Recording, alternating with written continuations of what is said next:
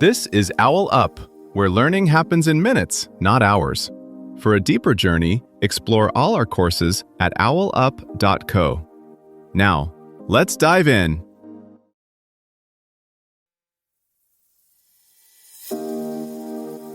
Chapter 2 of How Immigration Actually Works: Policy, People, and Economics. Economic Impacts of Immigration. In this chapter, you'll learn: explain the role of immigrants in labor markets. Let's dive in. An economy can grow faster because more people move into it, yet many voters believe immigrants slow growth or drain budgets. In this episode, we'll walk through that tension step by step and explore how newcomers can reshape wages, innovation, and long-term prosperity.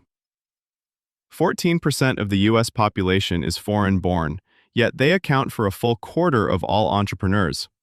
That imbalance hints at something we haven't unpacked yet: who immigrants are in economic terms, and what kinds of roles they actually play once they arrive. In the last episode, we zoomed out to the big picture: how inflows of people connect to growth, budgets, and the overall direction of an economy. Here, we'll zoom in. We'll look at immigrants not as a single block, but as students, care workers, coders, founders, and neighbors making everyday decisions about jobs, savings, and risk. Think of an urban neighborhood where one new cafe can slowly turn a quiet corner into a lively street. More foot traffic, new shops, a different rhythm. Now scale that up from one block to an entire country. That's the level we're moving to in this episode. When people argue about immigration, they often talk past each other because they're thinking about different time frames and different groups. A factory worker watching jobs disappear this year is living a different reality from a startup investor betting on the next decade.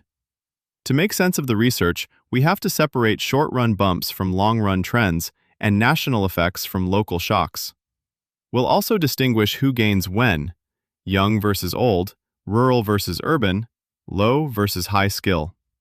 Think of this as switching from a blurry satellite view of the economy to a street-level map where trade-offs and surprises become visible. Look closely at where immigrants slot into an economy and a pattern appears. They tend to cluster at the very top and very bottom of the skill ladder, with natives more concentrated in the middle. That U-shape matters because it means newcomers often complement, rather than copy, what most local workers do. At the lower end, migrants are heavily present in hands-on, place-bound work: elder care, agriculture, food processing, cleaning, construction. Those jobs can be physically demanding, poorly paid, or seasonal, roles many natives move away from as education levels rise. When these positions are filled, it doesn't just benefit employers, it allows hospitals to keep more beds open, restaurants to expand hours, farms to harvest on time. That extra capacity ripples outward, supporting supervisors, logistics staff, and local suppliers who are overwhelmingly native-born. At the higher end, immigrants are overrepresented in STEM fields, academia, and fast-growing tech sectors. In the U.S., foreign-born workers make up large shares of software engineers in Silicon Valley, doctors in big city hospitals, and researchers in top universities. They appear in patent data, in venture-backed startups, and in the founding teams of companies that later scale and hire thousands of locals across marketing, sales, HR, and retail. These patterns help explain why average native wages tend to nudge up, not down, as immigrant shares rise. When a skilled engineer arrives, they often enable an additional support team. When a care worker arrives, they free up a family member to take a different job or work more hours. But distributional tensions are real. Earlier cohorts of low-educated natives, or migrants from prior waves in similar jobs, can face tighter competition in specific places and sectors. Local housing markets can strain when newcomers arrive faster than construction and planning rules adjust. Schools and training systems may struggle if funding formulas lag behind demographic change. Policy is the hinge. Expanding housing supply, investing in language and skills programs, and enforcing labor standards can tilt the balance so that the broad complementarities dominate, while cushioning those who do face direct pressure. The same inflow of people can either strain local systems or unlock new capacity, depending on how quickly institutions adapt. A German logistics firm that hired Syrian mechanics after 2015 noticed something simple but powerful. Trucks spent less time idle. Fewer breakdowns meant more reliable deliveries, so the company expanded routes and promoted long-time local drivers into planning roles. A single hiring choice reshuffled an internal ladder instead of breaking it. You can see similar patterns in small-town hospitals that recruit foreign-trained nurses.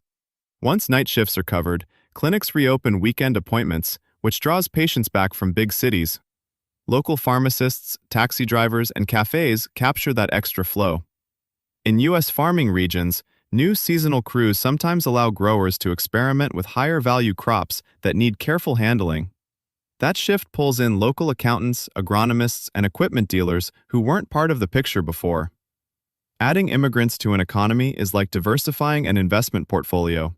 New assets can change how existing ones perform, not just add more of the same. Aging societies face a choice: shrink quietly or treat newcomers as partners in redesigning work, taxes, and care. As automation spreads, migrants can help test new roles: coding, maintaining, and adapting tools on shop floors and in hospitals. Climate-driven moves will add pressure, but also chances to revive towns the way fresh water revives a dry riverbed. The key shift is from asking, "How many?" to asking, "How do we use this energy well, locally and fairly?" So the unresolved question isn't good or bad, but under what rules and for whom? Future choices about visas, zoning, schools, and safety nets will decide whether a new arrival feels like one more car in traffic or a train that opens a new route. Your challenge this week? Trace one local policy and ask how it would change if 10% more residents arrived. This was OwlUp, your daily step forward. To keep learning with structured courses and more insights, go to owlup.co. Until tomorrow!